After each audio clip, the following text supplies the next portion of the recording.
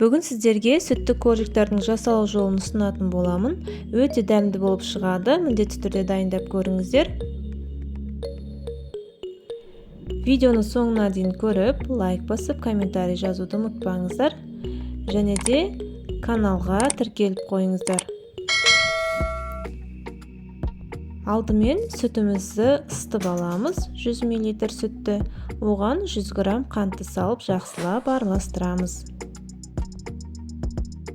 Бір шетке қойып, келесі бір ыдысқа бір жұмыртқа және бір жұмыртқаның ақ уызын, сары уызы бізге қажет болады, қосамыз. Және 100 грамм бөлме температурасындағы жұмсақ сары майымызды қосамыз. Оның үстіне жаңағы біздің сүт пен қанттан тұратын қоспамызды құятын боламыз.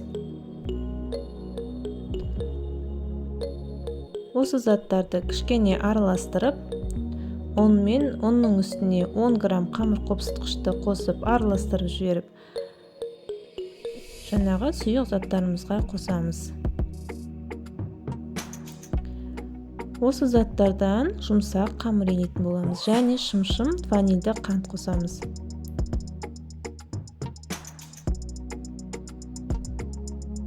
Қамырымыз өте жұмсақ болып шығады.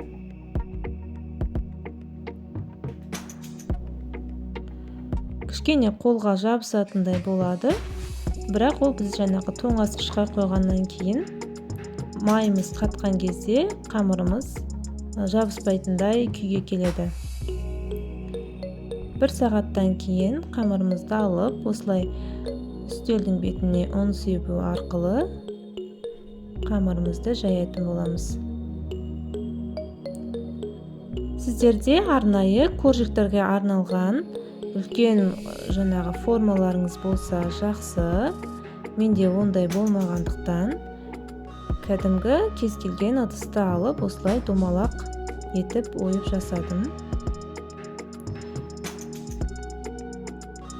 Кішкене қамырын қалыңдау етіп кесетін боламыз. Сонда коржиктарымыз қалың, әдемі болып піседі. Ендігі бағанағы алып қалған сары уызымызды бетіне жағып, осылай шанышқының көмегімен әдемілеп, 180 градуста 20-25 минут пісіретін боламыз.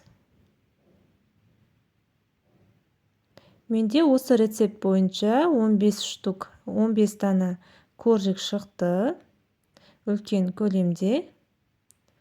Өте дәмді, міндетті түрде дайындап көріңіздер. Тез дайындалады. Арнамдағы рецепттерді қарай жүріңіздер.